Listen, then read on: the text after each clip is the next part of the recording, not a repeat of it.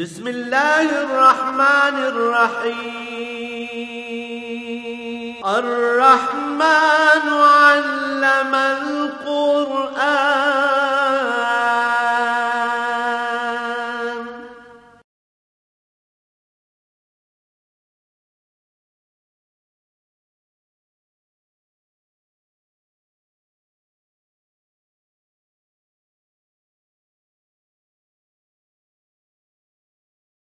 الحمد لله رب العالمين والصلاة والسلام على حبيبه محمد وآله وصحبه أجمعين. أعوذ بالله من الشيطان الرجيم. بسم الله الرحمن الرحيم. وقالوا هذه أنعام وحرث حجر لا يطعمها إلا من نشاء بزعمهم وأنعام حرمت ظهورها وأنعام لا يذكرون اسم الله عليها افتراء عليه سيجزيهم بما كانوا يفترون. وقالوا ما في بطون هذه الأنعام خالصة لذكورنا ومحرم على أزواجنا وإن يكن ميتة فهم فيه شركاء سيجزيهم وصفهم إنه حكيم عليم. قد خسر الذين قتلوا أولادهم سفها بغير علم وحرموا ما رزقهم الله افتراء على الله قد ضلوا وما كانوا مهتدين. وهو الذي أنشأ جنات معروشات وغير معروشات والنخل والزرع مختلفا أكله والزيتون والرمان متشابها وغير متشابه كلوا من ثمره إذا أثمر وآتوا حقه يوم حصاده ولا تسرفوا إنه لا يحب المسرفين. ومن الأنعام حمولة وفرشا كلوا مما رزقكم الله ولا تتبعوا خطوات الشيطان إنه لكم عدو مبين. 8 أزواج من الضأن 2 ومن المعز 2 قل لا ذكرين حرم أم الأنثيين أم اشتملت عليه أرحام الأنثيين نبئوني بعلم إن كنتم صادقين. ومن الإبل 2 ومن البقر 2 قل لا ذكرين حرم أم الأنثيين أم اشتملت عليه أرحام الأنثيين أم كنتم شهداء إذ وصاكم الله بهذا أفمن أظلم ممن افترى على الله كذبا ليضل الناس بغير علم إن الله لا يهدي القوم الظالمين. اللهم سبحانك لا علم لنا إلا ما علمتنا إنك أنت العليم الحكيم.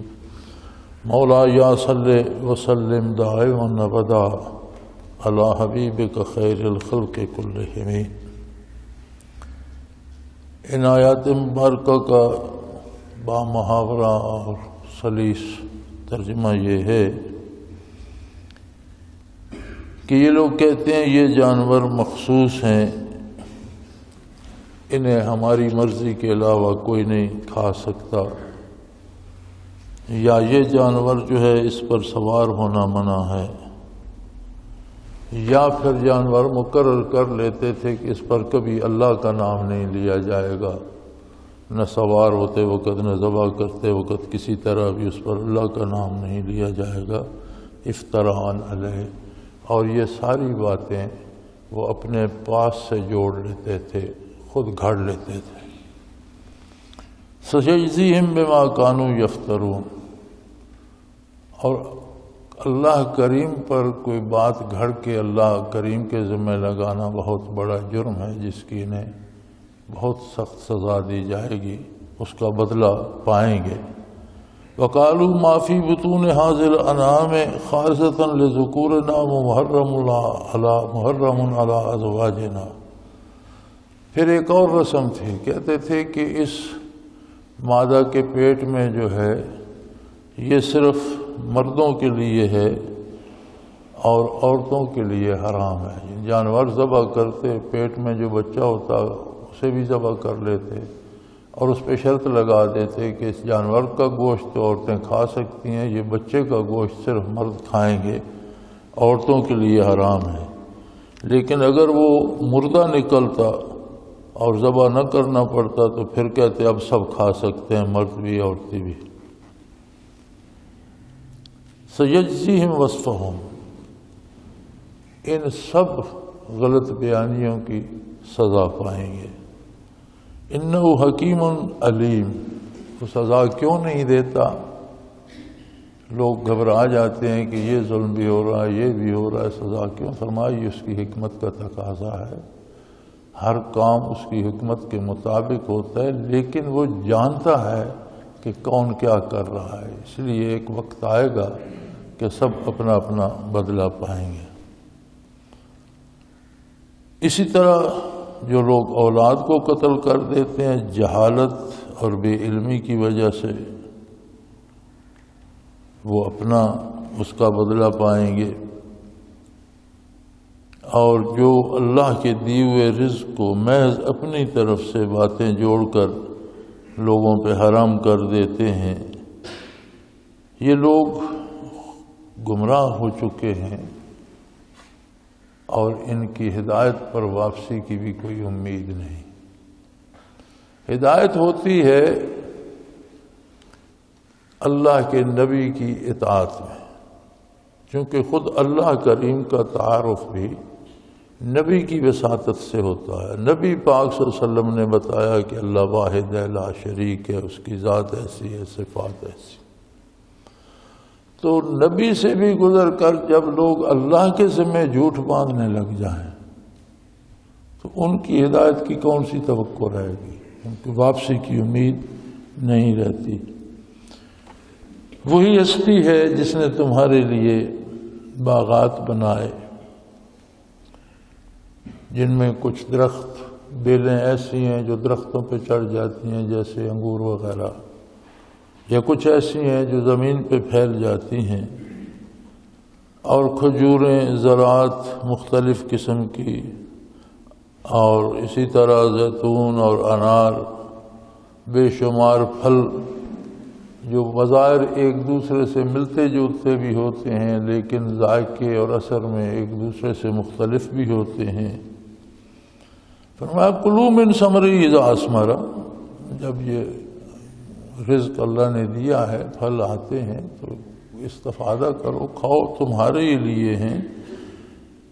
وَآتُوا حَقَّهُ يَوْمَ حَصَادِهِ، لیکن جس دن باغ سے پھل حاصل کرتے ہو یا کھیتی سے فصل حاصل کرتے ہو تو اس میں سے غریبوں مسکینوں کا حصہ بھی ادا کرو۔ اگر کسی کو دولت مل جاتی ہے تو اس پر 2.5% 40واں حصہ ہے، اسی طرح کھیتی میں 20واں حصہ ہے اگر اسے پانی بھی لگاتا ہے، اگر پانی نہیں لگاتا بارشی پانی سے ہوتی ہے تو 10واں حصہ مسکینوں کا ہے۔ اسی طرح جانوروں میں بھی ہے، 5 اونٹوں پہ زکوٰۃ ہے، 100 بھیڑ بکری ہو تو 100 ہو جائے تو اس پہ ہے۔ تو جانوروں میں بھی، مال میں بھی اللہ کریم نے غریبوں اور مسکینوں کا حصہ بھی رکھا ہے۔ جو عطا ہوا ہے وہ کھاؤ، لیکن جب فصل حاصل کرتے ہو تو اس میں سے ان کا حصہ بھی دو۔ وَلَا تُسْرِفُوا، اور بے جا خرچ نہ کرو، اس لیے کہ اللہ بے جا خرچ کرنے والوں کو پسند نہیں فرماتا۔ جانوروں میں اس نے ایسے بھی بنا دیے ہیں جو چھوٹے قد کے بھی ہیں، بڑے قد کے بھی ہیں، حمولتم و فرشا، ایسے بھی ہیں جو بہت بڑے بڑے ہیں، ایسے بھی ہیں جو چھوٹے چھوٹے ہیں، اور ایسے بھی ہیں جو تمہارا رزق ہیں۔ سو اللہ نے جو رزق دیا ہے، جو جانور حلال کیے ہیں وہ ضرور کھاؤ، لیکن کمانے، کھانے اور خرچ کرنے میں، تینوں باتوں میں شیطان کی پیروی نہ کرو۔ رزق کماتے ہو، جانور لیتے ہو تو چوری کر کے نہ لاؤ، حلال اور جائز طریقے سے محنت کر کے کما کے لاؤ۔ رزق حلال کماؤ، جائز وسائل سے کماؤ، اور پھر اسے جائز جگہ پر خرچ بھی کرو۔ اور شیطان کے پیچھے نہ چلو، اس لیے کہ وہ تمہارا کھلا دشمن ہے۔ انہوں نے 8 جوڑے بنا لیے ہیں دو نر و مادہ بھیڑ بکریوں میں اور ان سے یہ پوچھیں کہ کیا ان کے نر حرام ہیں یا مادائیں حرام ہیں یا دونوں پہ شامل ہے؟ تو ان سے فرمائیے کہ نبیونی بعلم ان کنتم صادقین، اگر تم سچے ہو تو اس پر کوئی علمی دلیل لاؤ۔ کس نبی نے یہ بات بتائی؟ کس آسمانی کتاب میں آئی؟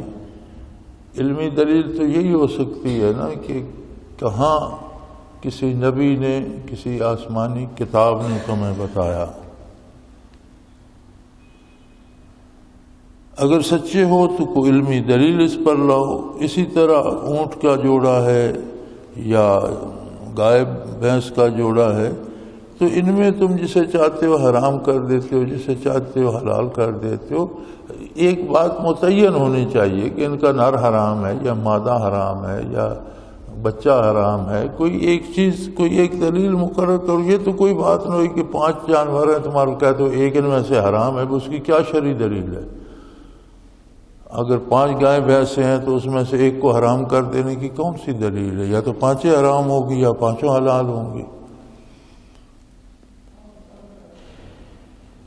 تو فرمایا ام کنتم شہداء اذ وصاکم اللہ بہذا، جب اللہ نے یہ حکم دیا کہ ان میں سے کوئی چیز حرام ہے تو جب کوئی اس پہ عقلی دلیل بھی نہیں بنتی، کوئی نقلی دلیل بھی نہیں کہ کسی نبی یا کسی کتاب آسمانی میں یہ بات آئی ہو، تو پیچھے یہ بات رہ جاتی ہے کہ کیا تم نے روبرو اللہ سے سنا؟ اللہ نے تمہیں روبرو حکم دیا؟ اگر اللہ کسی کو روبرو حکم دیتے تو وہ تو اللہ کا نبی ہوتا ہے، تم نبی تو نہیں ہو۔ تو پھر یہ تو بہت بڑا جھوٹ ہے جو تم اللہ پر بول رہے ہو۔ فمن اظلم ممن افترى علی اللہ کذبا، اس سے بڑا برا کون ہوگا جو اللہ پر جھوٹ بولے اور پھر اس کے جھوٹ کی وجہ سے لیضل الناس بغیر علم، اپنی جہالت کی وجہ سے اللہ کی مخلوق کو گمراہ بھی کرے۔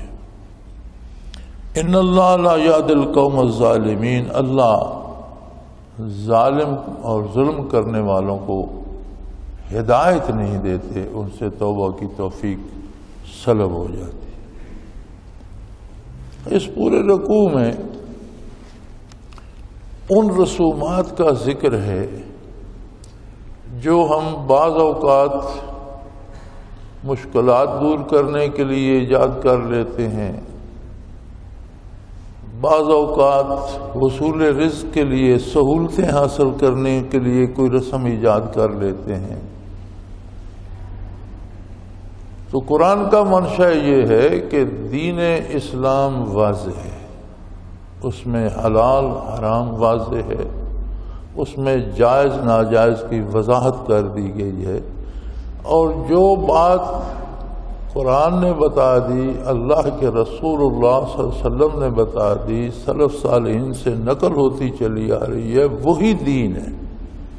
اس میں اپنی طرف سے ایجاد کرنا، اب جتنے باطل مذاہب ہیں ان میں اگر آپ غور فرمائیں گے تو باطل مذاہب کی جتنی رسومات عبادت کے نام پہ کی جاتی ہیں ان میں صرف ایک بات ہوتی ہے کہ اس دیوی کی پوجا کرو تو دنیا کی یہ نعمت مل جائے گی، بیماری ٹھیک ہو جائے گی، یا کوئی بیماری ٹھیک کرنے والا الگ ہے، پیسے دینے والا دیوتا الگ ہے، بارش برسانے والا الگ ہے، اس طرح سے۔ یا کچھ دیوتا ایسے ہیں جن کی وجہ سے مصیبت دور ہوگی، کچھ ایسے ہیں جن کی وجہ سے فائدہ ہوگا۔ تو یہ دنیا کے سارے کام جو ہیں اگر یہ دیوتاؤں نے کرنے ہیں تو پھر دنیا کا جو نظام اللہ کریم نے بنایا جو ہمارے اس میں، وہ کس لیے ہے؟ بندہ خود کیا کرتا ہے پھر؟ اس کی اپنی عملی زندگی کیا ہے؟ ان سارے توہمات کو باطل قرار دے کر اسلام نے بڑی سیدھی اور صاف انسانی زندگی کا معیار دیا ہے، اور اسلام واحد مذہب ہے جو صرف کمانے اور اس پر اللہ کا حق لینے تک نہیں رہتا۔ دنیا کے جتنے مالیاتی نظام ہیں آج بھی ان میں حدود مقرر ہیں کہ اس طرح کما سکتے ہو. بعض طریقے مثلا چوری ہر قانون میں منع ہے، ڈاکہ وہ مسلمانوں کو قانون ہے یا کافروں کا اس میں منع ہے. کمانے کے طریقے معین ہیں. مسلمانوں کے ہاں جوا حرام ہے، کافروں کے ہاں جوا بھی ایک جائز طریقہ ہے کمانے کا، لیکن مقرر طریقے ہیں.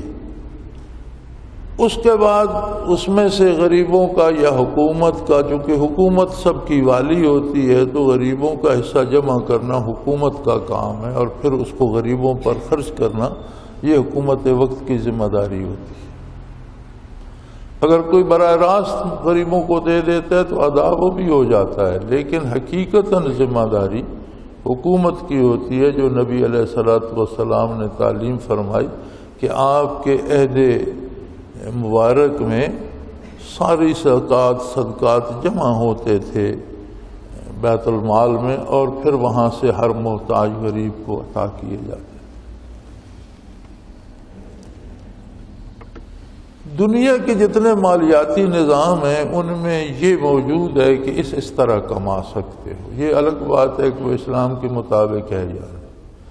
یہ بھی موجود ہے کہ اس پر تمہیں اتنا ٹیکس دینا ہوگا. اس کے بعد جو بچتا ہے وہ اس بندے کا اپنا ہے، خواہ اسے جوئے میں ہار جائے، خواہ اسے شراب پی کے اڑا دے، خواہ وہ نوٹوں کو رکھ کر آگ لگا دے. اس سے کوئی دنیا کا مالیاتی نظام بحث نہیں کرتا. واحد اسلام کا مالیاتی نظام ہے جو خرچ کرنے میں بھی اس کا ہاتھ پکڑ کر ساتھ چلاتا ہے اور فرماتا ہے کہ بے جا خرچ نہ کرو.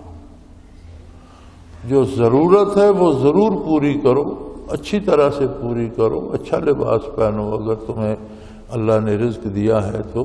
بلکہ تعریف فرمائی نبی کریم صلی اللہ علیہ وسلم نے کہ اپنی حیثیت کے مطابق لباس پہننا اللہ کریم کا شکر ادا کرنے کا ایک طریقہ ہے. اچھا کھاؤ، حلال ہو، جائز ہو، پاکیزہ ہو، اچھا کھاؤ، لیکن بے جا خرچ نہ کرو، فضول خرچ نہ کرو، ضائع نہ کرو پیسے. یہ تمہارا نہیں ہے، یہ اللہ کا مال ہے، اور اس کی مخلوق صرف تم نہیں ہو، مخلوق چل رہی ہے، پتہ نہیں کسی آنے والے کا حصہ ہوگا، کس کا حصہ ہے. تو اسے ضائع نہ کیا جائے، اس لیے کہ اللہ ضائع کرنے والوں کو قطعاً پسند نہیں کرتا. لیکن ہوتا یہ ہے کہ لوگ اس بات پہ یقین نہیں کرتے. یہ جو جسے ہم ایمان کہتے ہیں یہ یقین کی اعلیٰ ترین قسم ہے. ہم بہت سے الحمدللہ ہمارا دعویٰ ہے ایمان کا، لیکن جب ہمارا عمل دیکھا جاتا ہے تو پتہ چلتا ہے کہ ہم کہتے ہیں لیکن وہ ہمارے اندر ہے نہیں. آپ عبادت ہی کو دیکھ لیں، یہ جو نماز پنجگانہ ہے یہ 5 وقت موقع دیا گیا ہے ہر مسلمان کو کہ وہ کپڑے پاک کر کے باوضو ہو کر پاکیزہ ہو کر پوری دنیا سے کٹ کر اللہ کی بارگاہ میں حاضر ہو جائے، اللہ کی حمد و ثنا کرے اور اپنی ضرورتیں بیان کرے اور دنیا اور آخرت کی ہر چیز اللہ سے مانگے، اپنے دکھ سکھ اس کے حضور پیش کرے. وہ سننے والا ہے، وہ قادر ہے، وہ اس کی بات سنے. اللہ ہمارا ایمان قبول کر لے، لیکن میں یہ سمجھتا ہوں کہ کتنے مسلمان ہیں جو اس سے محروم ہیں. وہ سجدہ کرنے کیوں نہیں آتے؟ اگر کسی کو کسی معمولی سے افسر سے بھی شناسائی ہو جائے اور وہ اسے کہہ دے کہ یار تم مجھے روزانہ مل سکتے ہو، میرے دفتر آ سکتے ہو، تو یہ کوئی دن قضا نہ کرے.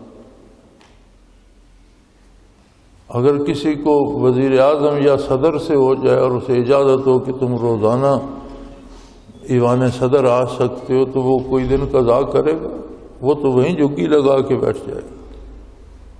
اور اللہ کی بارگاہ میں 5 بار حاضر ہونے کی اجازت ہی نہ ہو بلکہ حکم دیا گیا ہو کہ لازمی مجھ سے ملا کرو. دنیا بڑی عجیب ہے، یہ بہت خوبصورت ہے، جس طرح بڑے خوبصورت سانپ ہوتے ہیں، اور بڑی زہریلی ہے جس طرح زہریلے سانپ ہوتے ہیں۔ دیکھنے میں رجھا لیتی ہے، برتنے میں کاٹ کھاتی ہے۔ تمہیں دنیا برتنے کے لیے تمہاری ضرورت ہے کہ تم 5 بار میری بارگاہ میں حاضر ہو، مجھ سے میرے انوارات و تجلیات تمہارے دل میں جائیں، اور وہ طاقت لے کر دنیا میں جاؤ تاکہ وہ تمہیں کاٹ نہ سکے، اس کا زہر تم پر اثر نہ کر سکے۔ اگر ساری دنیا سر بسجود رہے تو اللہ کی شان میں اضافہ نہیں ہو جاتا، اور ساری دنیا سجدے چھوڑ دے تو اس کی شان میں کوئی کمی نہیں آتی۔ وہ محتاج نہیں ہے، وہ مستغنی ہے، محتاج ہم ہیں، یہ ضرورت ہماری ہے۔ تو دیکھ لیں کتنی مخلوق ہے جو اس سے بے پرواہ ہے۔ کیوں نہیں پڑھتے نماز؟ بات آخر وہیں آتی ہے کہ اللہ کے ہونے پر، اس کی قدرت پر، اس کی عظمت پر ایمان میں کمی ہے۔ سنا سنایا مانتے ہیں، یقین کا وہ درجہ نہیں ہے۔ اسی طرح جو چیزیں اللہ نے حرام کر دی ہیں ہم کیوں کھاتے ہیں؟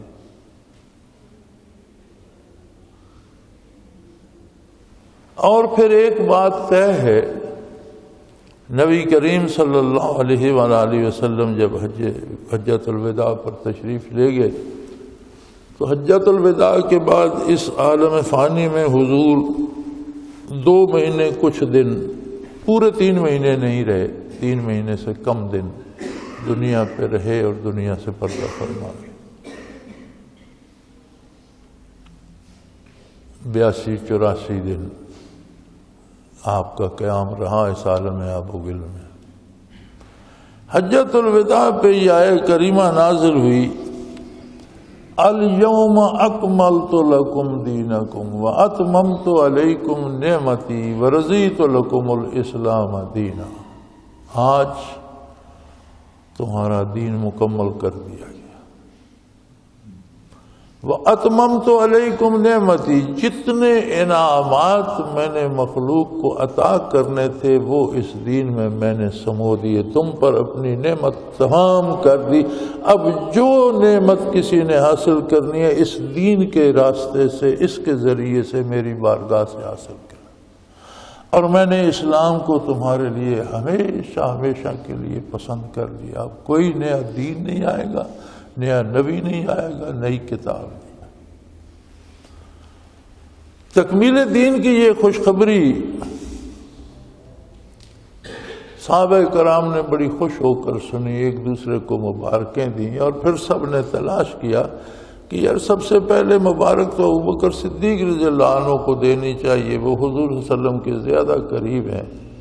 جب انہیں تلاش کیا تو اپنے خیمے میں ایک طرف رخ مبارک کونے کی طرف کیے خاموش بیٹھے تھے اور زاروں قطار رو رہے تھے۔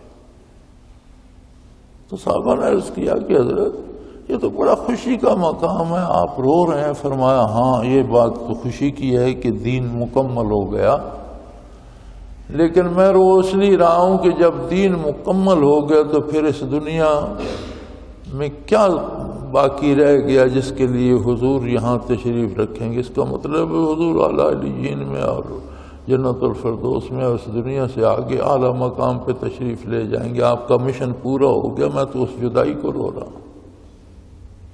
اور وہی بات ہوئی، اس کے تھوڑے عرصہ بعد حضور کا وصال ہو گیا۔ اب کیا حلال ہے، کیا حرام ہے، کیا جائز ہے، کیا ناجائز ہے، کیا فرض ہے، کیا سنت ہے، کیا واجب ہے، کیا مستحب ہے، کیا مباح ہے، کس کی اجازت ہے، کس کی نہیں، اللہ نے طے کر دیا اکملت لکم، آج تمہارا دین تمہارے لیے مکمل کر۔ پھر کوئی گنجائش ہے کہ آج ہم اپنی طرف سے ایجاد کر لیں کہ یہ دمبا فلاں بت کو دے دو، یا یہ دمبا فلاں قبر پہ چڑھا دو، فلاں بزرگ کے مزار پہ چڑھا دو؟ بت کو دینے میں اور بزرگ کے مزار پر چڑھانے میں کیا فرق ہے؟ یہی کہ انہوں نے بت کو دیا تو مزار پر دینے والے نے دوہرا ظلم کیا کہ اللہ کے ایک نیک بندے کو وہ حیثیت دے دی جو ایک بت کی ہے۔ تو یہ ساری چیزیں جتنی قرآن کریم نے گنوائی ہیں 8-10 رسمیں، یہ انہوں نے بنائی ہوئی تھیں کوئی بیماری دور کرنے کے لیے، کوئی دولت بڑھانے کے لیے، کوئی اولاد حاصل کرنے کے لیے۔ اللہ کی شان ہے، اللہ ہمیں اس سے محفوظ رکھے۔ ساری یہ بیماریاں ہمارے اندر در آئیں اور ہم ایسے بد نصیب ہیں کہ ماں باپ بیٹا بچہ بھائی دوسرے گھر میں سگا بھائی بہن بیماری سے مر رہا ہوگا، اس کے لیے دوائی لا کر نہیں دیتے، بھوکا سو گیا ہے اسے چند دانے غلے کے یا تھوڑا سا آٹا نہیں دیتے کہ وہ بھی کھا لے، اور دمبے بکرے لے کر چڑھاوے چڑھاتے پھرتے ہوتے۔ یہ کون سا دین ہے؟ اسی پر تنقید ہو رہی ہے۔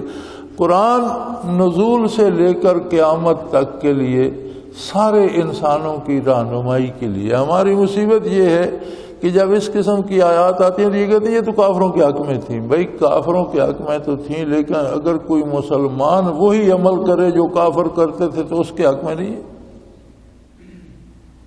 کوئی نیکی کی آیت آتی ہے تو کہتے ہیں یہ صحابہ کے حق میں تھیں۔ ٹھیک ہے، صحابہ کرام کے حق میں تھیں، لیکن اگر کوئی مسلمان صحابہ کا اتباع کرے تو وہ اس کا مستحق اس انعام کا نہیں، کیونکہ قرآن تو قیامت تک کے لیے ہے بھائی، وہ تو ایک شان نزول ہے، اس وجہ سے نازل ہوا، لیکن شان نزول خاص ہے، قرآن کا حکم عام ہے، قیامت تک کے لیے سارے انسانوں کی رہنمائی کے لیے یہ اللہ کی کتاب ہے۔ لہذا کوئی عمل جو ہم کرتے ہیں اس کے پیچھے دلیل ہونی چاہیے۔ جس طرح یہاں مطالبہ کیا گیا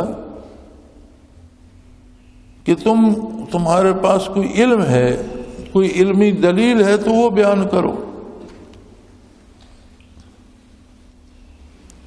اگر کوئی علمی دلیل نہیں ہے تو پھر تم اللہ پر بہتان باندھ رہے ہو۔ بہت سی چیزیں ایسی ہیں جن کا شارع علیہ السلام نے حکم نہیں دیا، سلف صالحین سے وہ منقول نہیں ہے، ہم اپنی طرف سے ایک بنا لیتے ہیں۔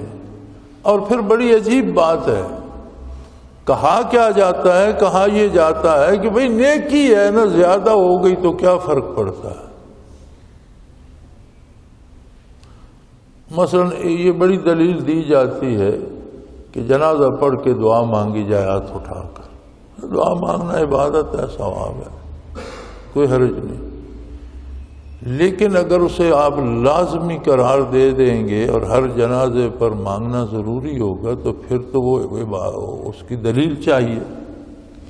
اب جو طریقہ نبی علیہ السلام نے تعلیم فرمایا وہ یہ ہے کہ مرنے والے کی قبر جلدی تیار کرو، اسے جتنا جلدی ہو سکے غسل دو، اس کا جنازہ پڑھو، اس کی میت لے جاؤ، میت کو قبر میں دفن کرو، دفن کرنے کے بعد قبر پر دعا کر کے فارغ ہو جاؤ، چلے جاؤ۔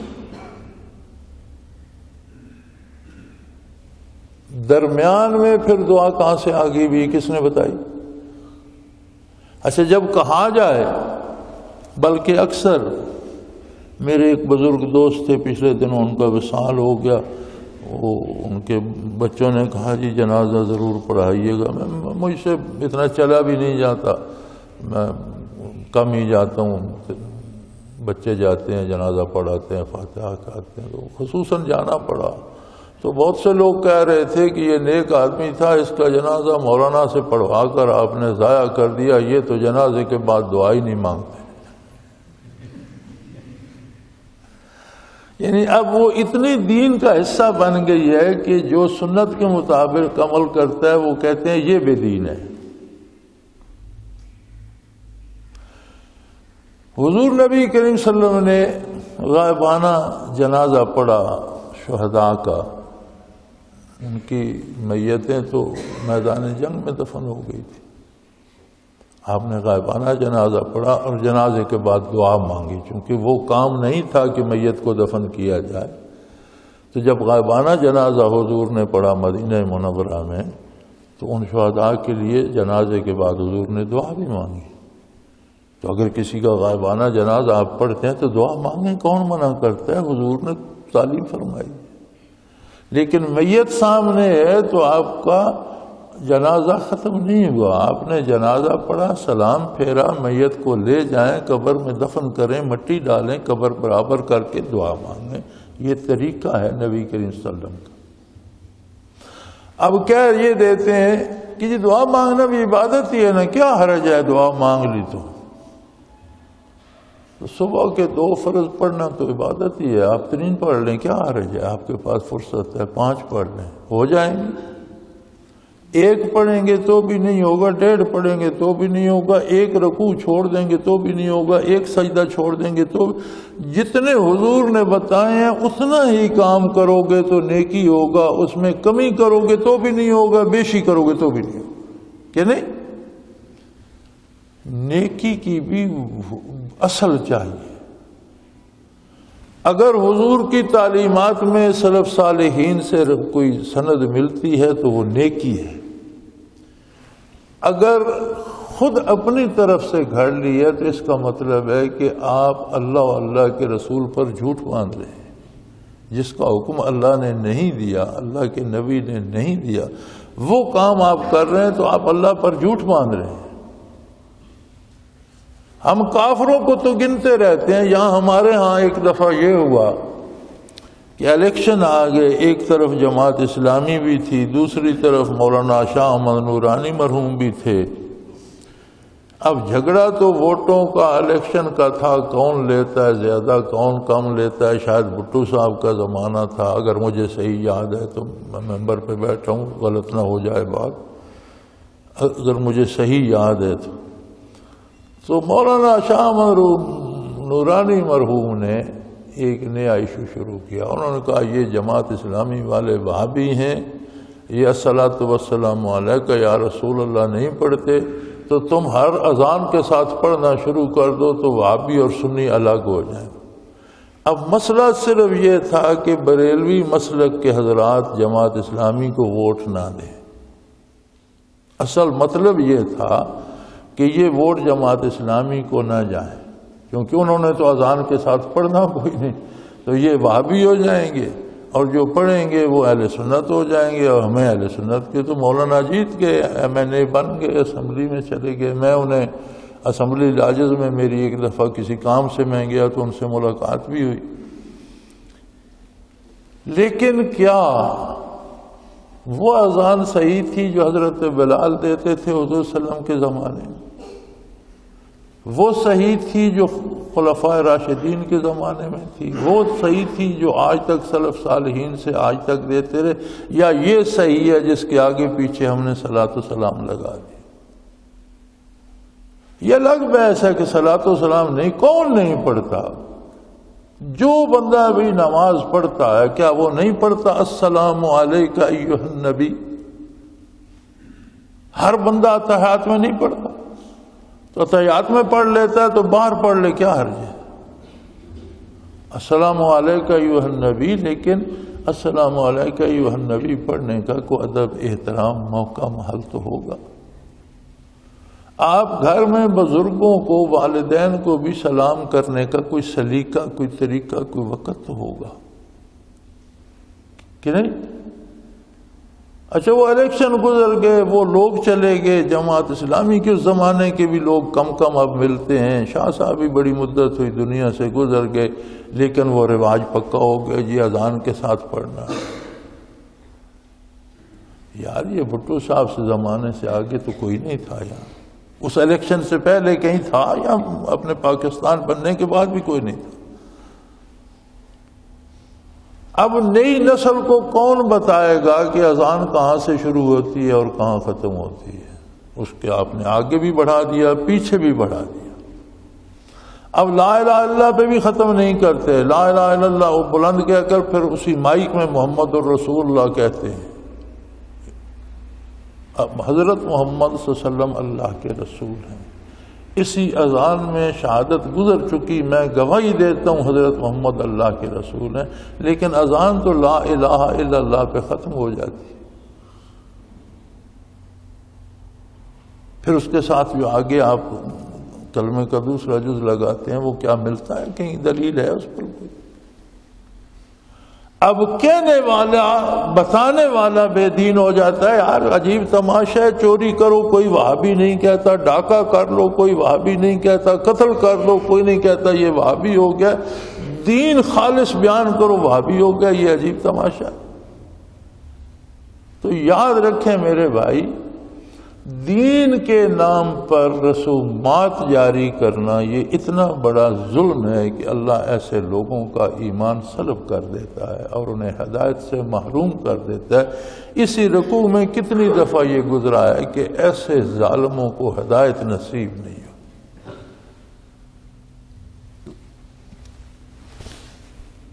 اور یہ سارا رکوع انہی رسومات پر ہے. بنیادی بات یہ ہے کہ ذبح کسی بزرگ کو اگر کوئی آپ صدقہ دے کر ثواب پہنچانا چاہتے ہیں تو جانور اللہ کے نام پر ذبح کریں, اسے غریبوں میں بانٹ دیں, دعا کریں یا اللہ اس نیکی کا جو ثواب ہے وہ میرا بزرگ جو فوت ہو چکا ہے یا والد یا دادا یا پیر یا شیخ یا استاد یہ اسے پہنچا دے, وہ قادر ہے اسے پہنچا دے گا. اور ایصال ثواب صرف مردوں کو نہیں کیا جاتا, زندوں کو بھی کیا جا سکتا ہے. جس طرح بینک بیلنس ہوتا ہے, آپ کسی کو چیک دے دیں اسے پیسے مل جائیں گے. جو نیکی ہم کرتے ہیں فرائض کے علاوہ, نفلی عبادات یا نفلی نیکیاں جو ہوتی ہیں ان کا ثواب آپ کسی زندوں کو دینا چاہیں اللہ اس کے کھاتے میں لکھ دے گا. اللہ سے دعا کریں یا اللہ یہ نیکی اسے دے دے, وہ اسے دے دے گا, وہ تو فرض نہیں. لیکن ہر کام کا ایک سلیقہ ہے, ایک طریقہ ہے جو شریعت میں متعین ہے. شریعت سے باہر جا کر رسومات ادا کرنا اور پھر یہ توقع رکھنا کہ ان سے میرا بھلا ہوگا, میاں دنیا آپ کو وہی ملے گی جو آپ کے حصے کی. اگر ایک ایک دانہ آج تک مرنے والے لوگ اپنے حصے سے زائد کھاتے تو آج دنیا پہ کچھ نہ ملتا, اور ایک ایک دانہ چھوڑ کے جاتے تو غلے کے انبار لگے ہوئے. ہر کوئی اپنے حصے کا دانہ پانی ہوا آکسیجن تک اپنے حصے کی لے کے جاتا ہے. لہذا کسی لالچ میں آ کر رسومات میں کھو جانا یہ اتنا بڑا جرم ہے کہ توفیق ہدایت سلب ہو جاتی ہے. یعنی بعض جرائم ہیں ان کی سزائیں متعین ہیں, یہ تو بہت بڑی سزا اور سب سے آخری سزا یہ ہے کہ کسی کا ایمان ہی ضائع ہو جائے اور پھر اسے توبہ کی توفیق بھی نہ ہو.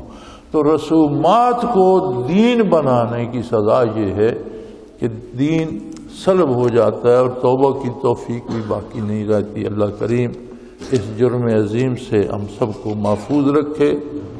اب کوئی ہو گئی ہے غلطی تو معاف فرمائے اور ہدایت پہ قائم رکھے. اللہ اللہ اللہ اللہ اللہ اللہ اللہ اللہ. حضرت امیر محمد اکرم آبان مد ذلہ العالی دارالعرفان منارہ ضلع چکوال میں سالہ سال سے قرآن و حدیث کے اوپر خطابات کر رہے ہیں اور سلسلہ نقشبندیہ اویسیہ کے مطابق لوگوں کو ذکر الہی کی تربیت دے رہے ہیں. وہ قرآن پاک کی تفسیر ترتیب وار بیان کر رہے ہیں. تفسیر قرآن کو وہ موجودہ ملکی اور بین الاقوامی حالات کے مطابق بیان کرتے ہیں. موٹر وے سے کلر کہار کے انٹرچینج سے نکلتے ہوئے کلر کہار کی جھیل سے ہوتے ہوئے میانی بوچھال اور نور پور سے گزرتے ہوئے دارالعرفان منارہ پہنچ سکتے ہیں. حضرت امیر محمد اکرم آوان نے بچیوں اور بچوں کی دینی اور دنیاوی تعلیم کے لیے سقارہ اکیڈمی کے نام سے ایک درسگاہ بھی قائم کی ہے, جس کا افتتاح ملک پاکستان کے صدر جنرل محمد ضیاء الحق نے اپنے دست مبارک سے کیا تھا. وہ تمام احباب جو اسلام کی طلب رکھتے ہیں ان سے گزارش ہے کہ دارالعرفان منارہ ضلع چکوال میں امیر محمد اکرم آبان صاحب کے خطابات سے مستفید ہوں. وہ ہر جمعے کو نماز سے پہلے بیان فرماتے ہیں. ہر ماہ کی پہلی اتوار کو ماہانہ اجتماع ہوتا ہے جس میں آپ خصوصی خطاب فرماتے ہیں اور پاکستان کے چاروں صوبوں سے احباب اس اجتماع میں شرکت کرتے ہیں. اس کے علاوہ یہاں سال میں 2 مرکزی اجتماعات بھی ہوتے ہیں، ایک رمضان المبارک میں اعتکاف کا اجتماع اور دوسرا جولائی اور اگست میں 40 دن کا اجتماع ہوتا ہے جس میں روحانی تربیت کی جاتی ہے۔ اپنا خون سیماب دے کر اتنا ہم کر جائیں گے، نام آقا کا چمن میں پھر رقم کر جائیں گے۔